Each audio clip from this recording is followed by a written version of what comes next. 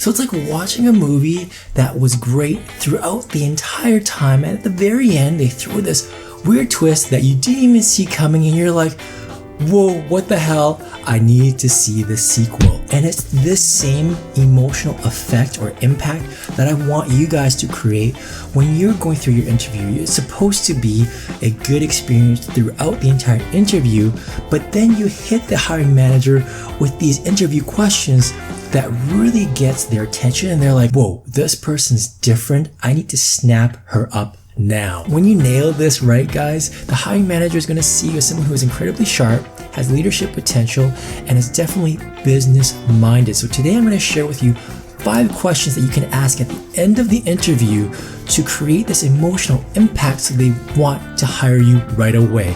Stay tuned.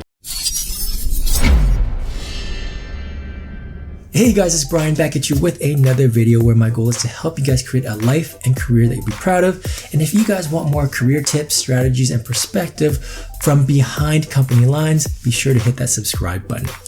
All right, when it comes to asking questions at the end of the interview, it's so important that you stay away from the generic stuff like what's a typical day like. Instead, when you're asking more clever, unique, and powerful questions, the hiring manager immediately knows that you are different. One question that you can ask the hiring manager at the end of the interview is, what are some of the biggest challenges that you face or that keep you up at night? Essentially, what you're saying to them is that you're trying to figure out what's stressing the hiring manager right now. What are his or her biggest challenges? And what it's showing that person, the hiring manager, is that you're someone that's trying to figure out what are the issues right now and how you can try to help resolve it for them. And at the same time, if the hiring manager reveals some pretty crazy stuff that's going on in the office right now, that might be a flag for you to not pursue this job as well. So it is good information for you. So the next question is more of a twist on what the vast majority of people ask, and that is, what is the culture here like? What I like to do is add, what is the culture like of the specific department that you're moving into? So for example, let's say you're getting a sales role. Well, you can ask, what is the sales culture like? Or maybe the role is an R&D role. You can ask, what is the R&D or innovation culture here like? And what that does is it really frames it from the perspective of the hiring manager's department. It shows that you care about his specific needs and the culture tied to that. Typically, when people ask the question, what is the culture like? They're thinking more about them. They want to know what are the perks of the company, what kind of programs are available for them, and that's more centered around the candidate. Whereas when you're asking what is the sales culture like, now you're framing it from the point of view of their needs, their requirements, and their concerns. The next question I would throw at the hiring manager, and that is, what brought you here to the company?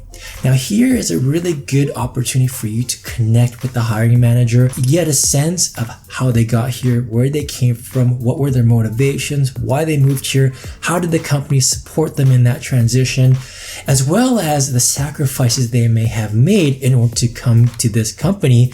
And it shows you or gives you a sense of how important or how amazing this company really is. You might learn something very personal about them.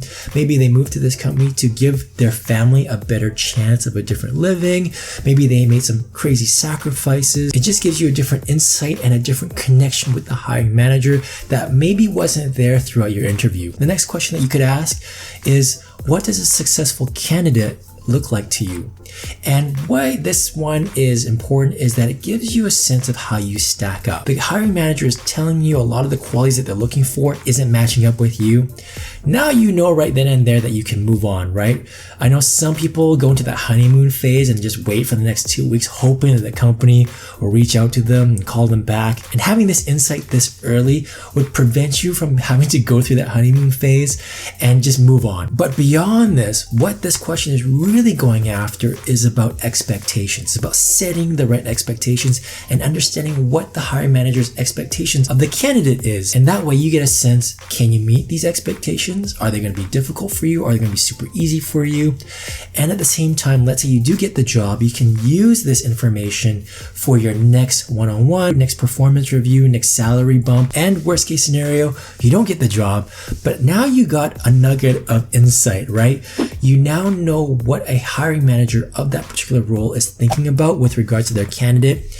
And if you happen to apply at another company for a very similar role, you could probably use that feedback for the next interview. And going to the theme of expectations, you can ask the hiring manager, what are your expectations of the right candidate over the next 3 months? And what you're trying to extract from this question is to get insight to see, does the boss actually have a plan for this person? If the boss lays out like 5 key things that they're looking for right off the bat, that gives you a sense that this boss actually has his stuff together, right? That he's thinking longer term as well as short term and knows exactly what this role is for and what it's intended to do. 3 months isn't a long time and it's relatively predictable, so the boss should have a good answer for you. If they don't have a good answer, that tells you a lot about him or her, that they're probably not planning or haven't thought much of it. Maybe they're just being lazy. You don't know, and that could be a flag for you moving forward. Now, because you are talking about expectations, this is actually going to help you later on. Perhaps in a performance review, maybe you're talking about a salary bump. Maybe the employer couldn't give you the salary that you wanted initially, but over the next 6 months, they want to see how you perform and then they'd be happy to revisit the salary discussion. Now you can meet or exceed these expectations that you've established right away and use it as part of your discussions, as part of your ammunition to support your bump in salary. So while you can ask these questions at the end of the interview, what I encourage instead is to ask these types of questions at the beginning and throughout the rest of the interview process. I do have a video about that right here. Definitely check that out. I do have another 5 questions that you can ask at the end of the interview, locked and loaded. Just let me know in the comment section down below if you want me to present that in a future video. Guys, thank you so much for watching. I really appreciate it. I will see you in the next one. Cheers.